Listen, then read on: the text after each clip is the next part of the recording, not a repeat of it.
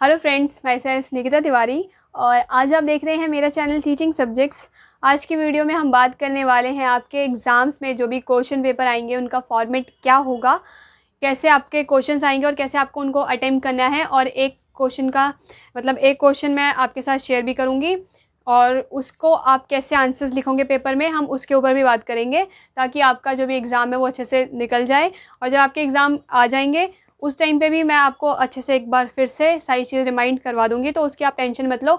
ये वीडियो इसलिए ताकि आप थोड़े सीरियस हो जाओ अपनी पढ़ाई से रिलेटेड, इसलिए है। ओके, तो सबसे पहले हम क्या करते हैं, आपको बताते हैं कि आपका जो पेपर है वो होता है आपका 75 मार्क्स का पेपर आएगा, जो कि आपकी डाइट की बुक्स हैं उससे रिलेटेड होगा। और जो भी आप अपने SCB में जाएंगे, स्कूल एक्सपीरियंस प्रोग्राम, उससे रिलेटेड होगा। फिर जो बाकी के जो 25 नंबर होते हैं, क्योंकि पेपर तो 100 मार्क्स का होता है, तो जो बाकी के 25 नंबर हैं वो आपके असाइनमेंट से रिलेटेड वो ऐड कर लिए जाते हैं, या फिर इसी को 100 के पैटर्न में डिवाइड करके आपको ये 100 में से मार्क्स दे दिए जाएंगे। तो उसके लिए आपके जो भी SCP के जो मार्क्स होंगे वो भी ऐड कर सकते हैं, बाकी वो चॉइस होती है। वैसे असाइनमेंट के भी अलग से मार्क्स जुड़ते हैं, तो जो असाइनमेंट बनाना वो भी बढ़िया बनाना ताकि आपको उसमें अच्छे मार्क्स मिलें। मैं आपको ये वीडियो बता रही हूँ आंसर्स लिखना, ताकि आप जो इसके फॉर्मेट है उसको बेहतर तरीके से समझ जाओ। क्योंकि मेरा जो एक्सपीरियंस है, मेरे डाइट में अगर एक्सटर्नल के मार्क्स देखे जाएंगे कि हमें डाइट से बाहर जाके जो पेपर देने होते थे वो, और असाइनमेंट, दो तरीके से हमारे मार्क्स जुड़ते हैं। एक एक्सटर्नल होता है और एक इंटरनल होता है। तो इंटरनल में आपके जो भी असाइनमेंट है उसके मार्क्स होंगे, और एक्सटर्नल में आप जाओगे डाइट से बाहर, आपके एग्ज़ाम का सेंटर होगा, वहाँ पर आपको मार्क्स मिलेंगे। तो वहाँ पर मेरे अगर एक्सटर्नल मार्क्स देखे जाएँ तो मेरे हाईएस्ट परसेंटेज थी मेरे डाइट के अंदर। बाकी डाइट के जो असाइनमेंट है उनको बनाने से तो अब टीचर्स का भी थोड़ा प्रभाव होता है कि टीचर्स जिसको पसंद करती हैं उस बच्चे को थोड़े ज़्यादा मार्क्स मिलते हैं। तो इस वजह से मेरे इंटरनल में हाईएस्ट नहीं हो पाए थे, लेकिन जो एक्सटर्नल थे, किस तरीके से आपको एग्ज़ाम्स लिखना है, उसमें तो मेरे हाईएस्ट मार्क्स थे। तो मैं इस चीज़ में आपको बहुत अच्छे तरीके से गाइड कर सकती हूँ। तो वीडियो को एंड तक देखो और अपना जो भी आंसर लिखने का जो तरीका है वो अच्छे से बेहतर तरीके से आप सीख जाइए।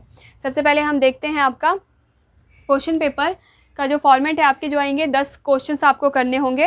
वैसे तो उसमें होंगे 20 क्वेश्चन, लेकिन उसमें भी आपकी चॉइस होगी। जैसे एक नंबर 1 पे क्वेश्चन दिया है, ये क्वेश्चन दिया है और लगा दिया, फिर दूसरा क्वेश्चन दिया है, तो आपके पास इन दो में से चॉइस है कि आप पहला वाला करेंगे, नेक्स्ट दूसरा वाला करेंगे। तो आप वो देखिए, आपको इन दोनों में से जो भी अच्छे तरीके से आता हो, जिसमें आपको लगता हो कि हाँ मैं इसको अच्छे तरीके से लिख सकता हूँ, मेरे पास इतने वर्ड्स हैं कि इसमें आ जाएंगे, तो फिर आप इस वाले तरीके में से जो भी आपको पसंद आए वो आप कर लीजिए। हाँ, वो आप अटेम्प्ट करिए। ऐसे आपको चॉइस तो दी जाएगी हर क्वेश्चन में ही। और ये आपका 2 पार्ट में होगा। एक पार्ट होगा पार्ट 1।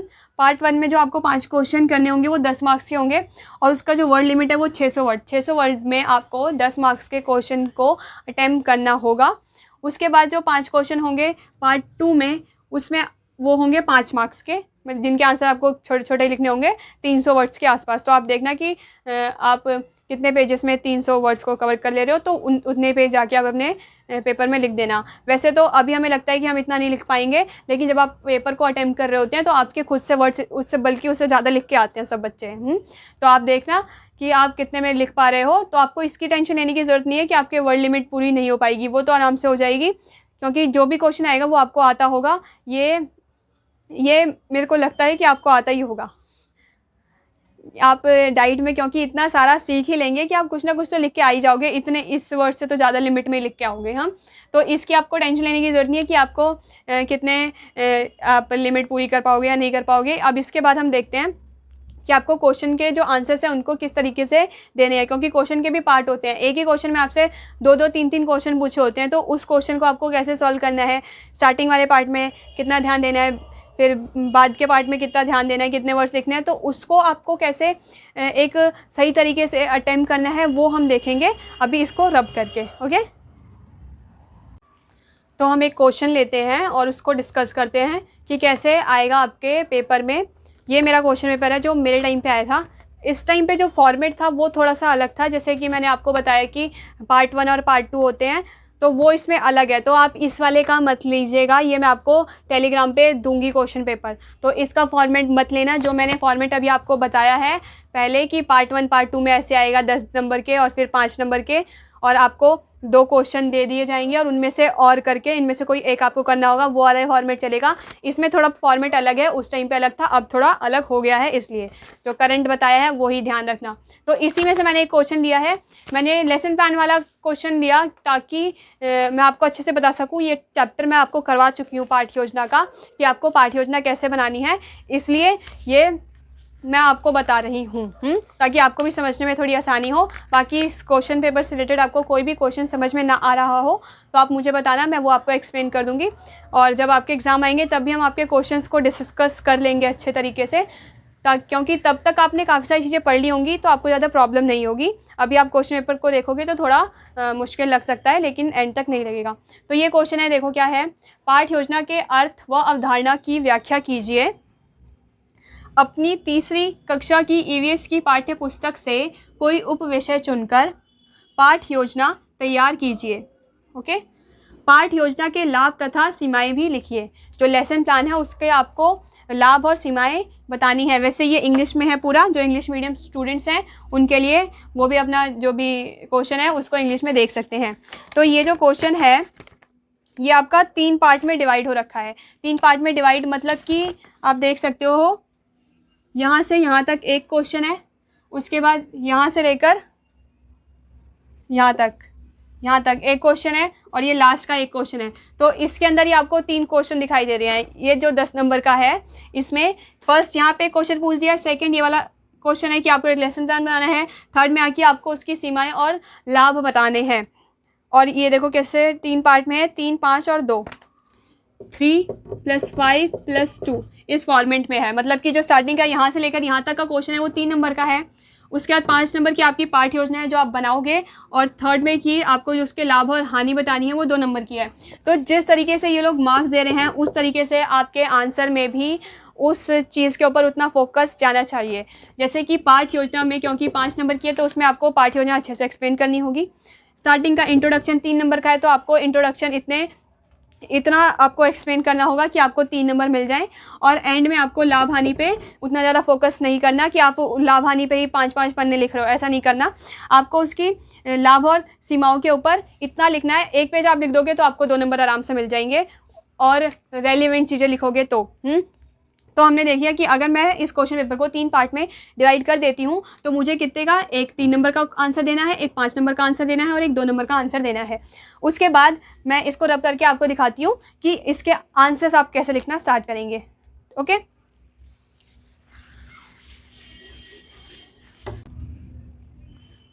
अब जब भी आप अपने आंसर्स लिखेंगे तो सबसे पहले आप बताएंगे कि ये पाठ्य योजना, जब भी यहाँ से आपने आंसर लिख दिया। ओके, अब इसमें आप लिखेंगे पाठ्य योजना। पाठ्य योजना का अर्थ, अवधारणा की व्याख्या। तो आप यहाँ पे लिखेंगे पाठ्य योजना का अर्थ, अवधारणा की व्याख्या। हाँ, कीजिए नहीं लिखेंगे क्योंकि वो तो फिर क्वेश्चन बन जा रहा है। आप इतना लिखेंगे, उसको हाईलाइट करेंगे, अंडरलाइन करेंगे, उस पूरी लाइन को दिखाएंगे। आपका आंसर भी 3 पार्ट में अलग अलग दिखाई देना चाहिए, टीचर को दिखना चाहिए कि आपने स्टार्टिंग के 2 पेज में आपने ये क्लियर किया है, बाद के 3 पेजेस में आपने ये क्लियर किया है और बाद के 2 पेजेस में आपने ये क्लियर किया है। ये अलग अलग दिखाई देना चाहिए, टीचर को पता चले कि आपने तीनों पार्ट को अटेम्प्ट किया है। ओके, ये लिखने के बाद आपको जो भी आपका अर्थ है वो बताएंगे, उसकी अवधारणा जो है एक्सप्लेन करेंगे। ये आप कर देंगे 2-3 पेजों में। उसके बाद आपका जो 5 नंबर का पाठ्य योजना है, फिर आप लिखोगे कि उसके बाद आप दोबारा लिखोगे कक्षा 3री की ईवीएस की पाठ्य पुस्तक का उपविषय के ऊपर पाठ्य योजना आप बताओगे। फिर उसको अंडरलाइन करोगे, हाईलाइट करोगे, दिखाओगे कि हाँ मैंने दूसरा पार्ट भी कंप्लीट किया, ताकि वो टीचर को दिखाई दे। और फिर आपको अपनी जो भी पाठ्य योजना है वो बनानी होगी। जो भी ईवीएस के एक मतलब हर सब्जेक्ट के, आपको Hindi, English, math, science, SST सबका एक चैप्टर आप पहले से ही प्रिपेयर रखना, एक्टिविटी वाला, कि आप ज़्यादा एक्टिविटी करा रहे हो उस लेसन के अंदर। और जब आपके किसी भी सब्जेक्ट में आ जाती है पाठ्य योजना बनाने के लिए तो आप वही लेसन प्लान उसके अंदर डाल देना। जैसे हिंदी में पूछते हैं लेसन प्लान, ईवीएस में तो पूछा है, वर्क एजुकेशन में भी पूछ लेते हैं और आर्ट एजुकेशन में भी, मैथ्स में भी पूछा था। तो ये कुछ सब्जेक्ट है जिसमें तो पूछते ही हैं। तो आप इसके लिए एक अपना एक्टिविटी वाला लेसन प्लान पहले से रिमाइंड करके रखना, या फिर जब आप एससीपी में जाओगे आपने कोई चैप्टर पढ़ाया होगा वैसा, तो उसके बारे में ही बता देना। ये बता दिया। उसके बाद आपको फिर जब ये आपका लेसन प्लान कंप्लीट हो जाएगा तो आपको लिखना है पाठ योजना के लाभ और तथा सीमाएं। अब उसको लिखने के बाद फिर उसको वहाँ पे आप अंडरलाइन करोगे, हाईलाइट करोगे, दिखाओगे कि ये थर्ड पार्ट भी आपने लिया है और इसको 2 पेजेस में आप कंप्लीट करोगे। जो भी चीज़ लिखोगे उसको आपको अंडरलाइन करना है। जैसे कि एंड हो गया आपका क्वेश्चन के आंसर लिखने के बाद आपने दी एंड कर दिया। लास्ट में आपको मेन चीज़ों को ये जो हाईलाइट है वो करना बिल्कुल मत भूलना, क्योंकि टीचर को आपको दिखाना है कि मेरे की ये चीज़ें इंपॉर्टेंट है, आप ये पढ़ लो और टीचर का भी टाइम वेस्ट ना हो। और जो आपने अंडरलाइन किया टीचर वही देखेगा और उसी में अंडरलाइन में अगर आपने अच्छे वर्ड्स को कर रखा है, अच्छी मीनिंगफुल बातों को अंडरलाइन कर रखा है, तो टीचर को जो है एक सेंस पहले से होता है कि हाँ बच्चा ये बात करना चाहता है, ये समझाना चाहता है।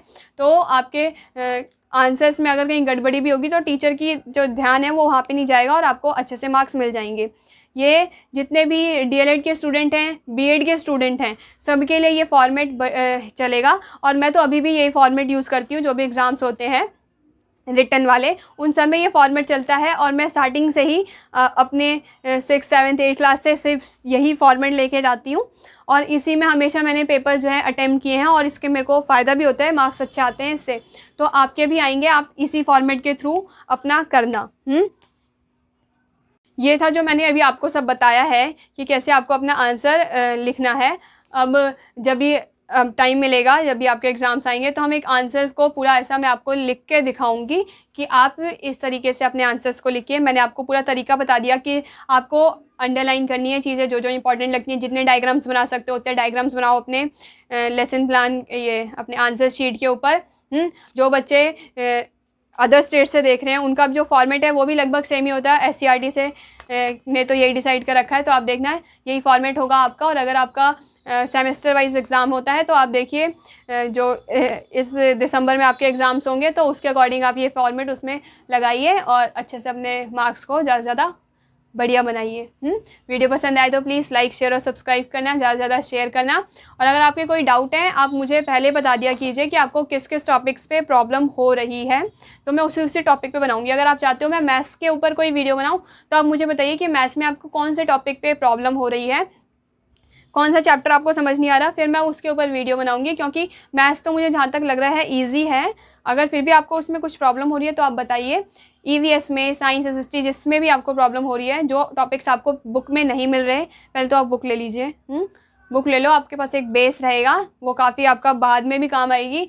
तो जितना जल्दी हो सके ले लो, क्योंकि पेपर तो आपकी इसकी वजह से डिले नहीं होंगे। पेपर तो आपके जून जुलाई में हो ही जाएंगे, क्योंकि दिल्ली का डीएलएड जो है वो ईयरली है। आपका साल में एक बार पेपर होता है, 10 पेपर होते हैं। तो वो अपने टाइम से होंगे, तब तक कोरोना का जो भी प्रोसेस है वो सब ख़त्म हो गया होगा। तो आप अभी से अपना प्रिपरेशन करना स्टार्ट कर दो, क्योंकि आपकी जो भी ऑनलाइन क्लासेस होंगी उसमें हमें भी पता है कि बच्चा कितना पढ़ता है और टीचर्स को भी पता है कि आप कितना पढ़ रहे हो। तो आप इस चीज़ का ध्यान रखो, अपना प्रिपरेशन अपनी तरफ से 100% रखो और ज़्यादा से ज़्यादा अच्छे मार्क्स गेन कीजिए। टॉपिक्स बताओ क्या आपको समझ नहीं आ रहा, फिर मैं वो आपको एक्सप्लेन कर दूँगी। वीडियो पसंद आए तो प्लीज़ लाइक शेयर और सब्सक्राइब करना, ज़्यादा से ज़्यादा शेयर करना, लाइक करना। Okay, thank you.